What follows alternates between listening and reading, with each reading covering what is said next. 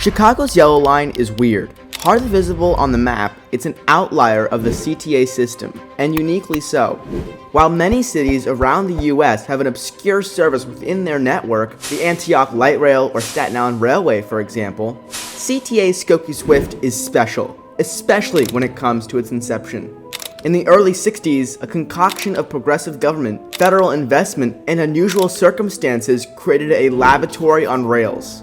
Chicago had a problem facing many American cities in the 60s and 70s, as thousands of middle and upper-class citizens flocked to the suburbs, clogging roads with the 9-to-5 commuter. Traffic was at an all-time high, while CTA ridership stagnated. Killing two birds with one stone, planners sought to reduce suburban-induced traffic by taking people out of their cars and onto a train.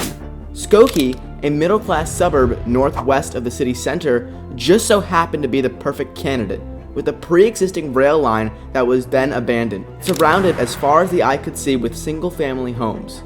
Urban planners coined the revolutionary idea Park and Ride. Original promotional material advertised a 6.5-minute commute from Dempster Skokie to the Howard L station. The idea was relatively successful, with riders flocking to the aptly named Skokie Swift.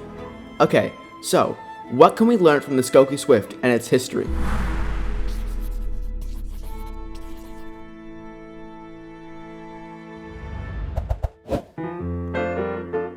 Public transit, particularly heavy rail, can only be considered successful when 4 key criteria are met: speed, frequency, reliability, and convenience. Up until recently, when the derailment, subsequent speed restrictions, and reduced frequency occurred, the Skokie Swift had been an example of what happens when the magic 4 criteria are met, especially concerning the yellow line's inherent suburban nature.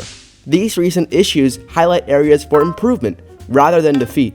With strategic upgrades and focused investment, the Skokie Swift and lines similar can once again become magical by meeting the 4 key standards. Unaware of the yellow line's lessons, many transit projects introduced today lack one or more of these components, causing the entire proposal or completed project to fall apart.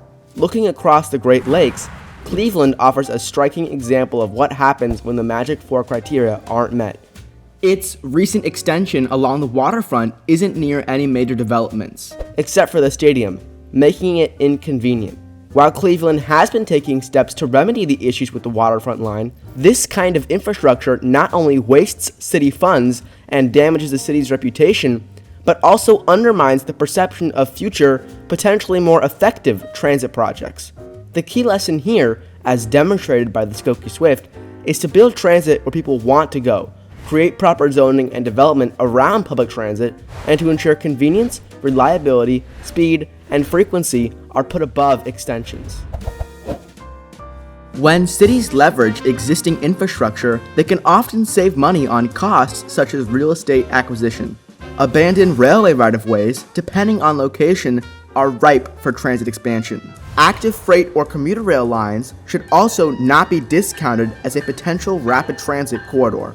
The Interborough Express in New York City is a fantastic example of utilizing existing rail infrastructure. But interstate construction can also serve as an opportunity to effectively serve communities that otherwise might not receive transit service. The Skokie Swift's sister blue and red lines utilize interstate medians as part of their route. Many cities across the US have abandoned or underused rail corridors that could benefit from rapid transit expansion. These right-of-ways sometimes even come with grade separation, making frequent service much more feasible.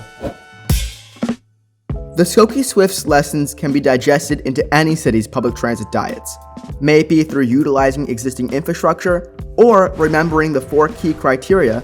Towns and cities across North America have so much potential when it comes to transit development. Comment down below what transit lesson your city has to offer.